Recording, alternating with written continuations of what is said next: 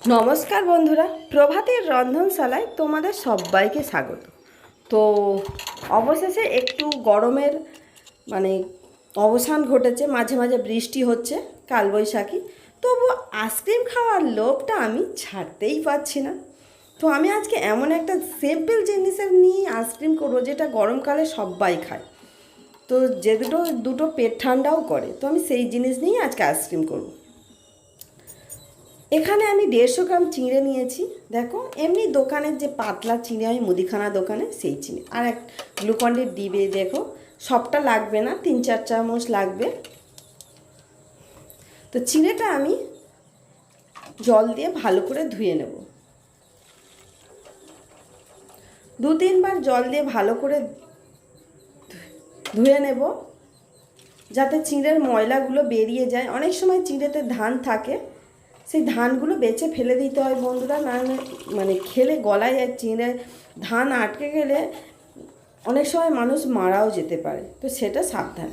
এরপরে আমি মোট 4 চামচ চিনি দেব। 4 চামচ চিনি দিয়ে আমি এটাকে ভিজিয়ে রেখে দেবো। অল্প জল জল থাকবে, চিনিটা মাখিয়ে আমি আলাদা জায়গায় সরিয়ে রাখবো। এরপর আর একটা বাটিতে আমি বাটি ভর্তি জল দিয়ে গ্লুকন্ডি গুলে নেব। যতটা লাগবে বন্ধুরা, বেশি হলে জলটা খেয়ে নেব। এতেও আমি 4 চামচ গ্লুকন্ডি দেবো। মানে গ্লুকন্ডি আর চিঁড়ে এমনই পরিমাণ দিতে হবে যাতে মিষ্টি লাগে। মিষ্টি না লাগলে আইসক্রিম ভালো লাগবে না। তো দেখো বন্ধুরা, আমার চিঁড়েটাও ভিজে গেছে আর গ্লুকন্ডিও রেডি। তো এর আগে আমি যতবার আইসক্রিম করেছি কফির গ্লাসে করেছি। তো বন্ধুরা, অনেক কষ্টে সৃষ্টে আমি আইসক্রিমের বাক্স কিনে নিয়েছি, আইসক্রিমের যাকে ডাইস বলে। তো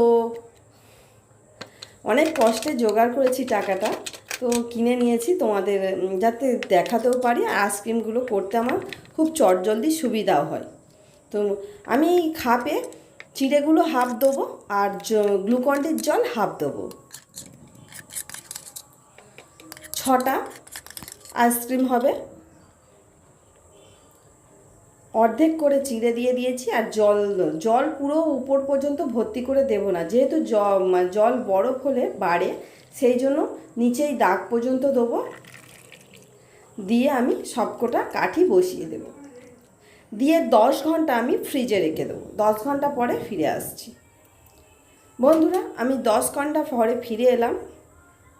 আইসক্রিমটা তো এই ডাইসে মানে খাপে আইসক্রিম করলে সামনে ধরে টানলেও উঠে যাবে কাঠিটা। এরম নিচু করে ঠুকলে আইসক্রিমগুলো ঠিক এই স্টিকের সঙ্গে সম্পূর্ণভাবে বেরোবে।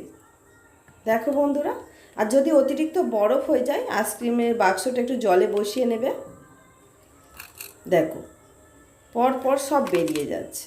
কি সুন্দর লাগছে না, বিভিন্ন কালার। তো দুটো জিনিসই আমরা গরমকালে খাই পেট ঠান্ডার জন্য। আজকে আমি সেই পেট ঠান্ডার জিনিসই নিয়ে আইসক্রিম করলাম। তো দেখো বন্ধুরা, রেডি আমার চিঁড়ে গ্লুকন্ডির আইসক্রিম। তো আমার এই সিম্পল আইসক্রিমের পদ্ধতিগুলো কার কার পছন্দ হয়েছে কমেন্ট করো। ভালো লাগলে আমার চ্যানেলটাকে অবশ্যই সাবস্ক্রাইব করো আর বন্ধুদের সঙ্গে শেয়ার করো। আর নতুন কোনো বেল নোটিফিকেশানটা তো অন করে দেবে, যাতে আমার ভিডিও সহজেই তোমরা পেয়ে যেতে পারো। আর নতুন কোনো রেসিপি বা অন্য কোনো রান্না আইসক্রিমের নতুন কোনো আইসক্রিম জানার ইচ্ছা থাকলে কমেন্ট করে লিখে পাঠাতে পারো, আমি সেটা করে দেখাবো। তো দেখো, ছোটোবেলায় চিঁড়ে আইসক্রিম খেতাম, বা আমার পয়সা দিত। তো আজকে আমি সেই ছোটোবেলারই চিঁড়ে আইসক্রিম একটু নতুন ধরনের করে দেখালাম।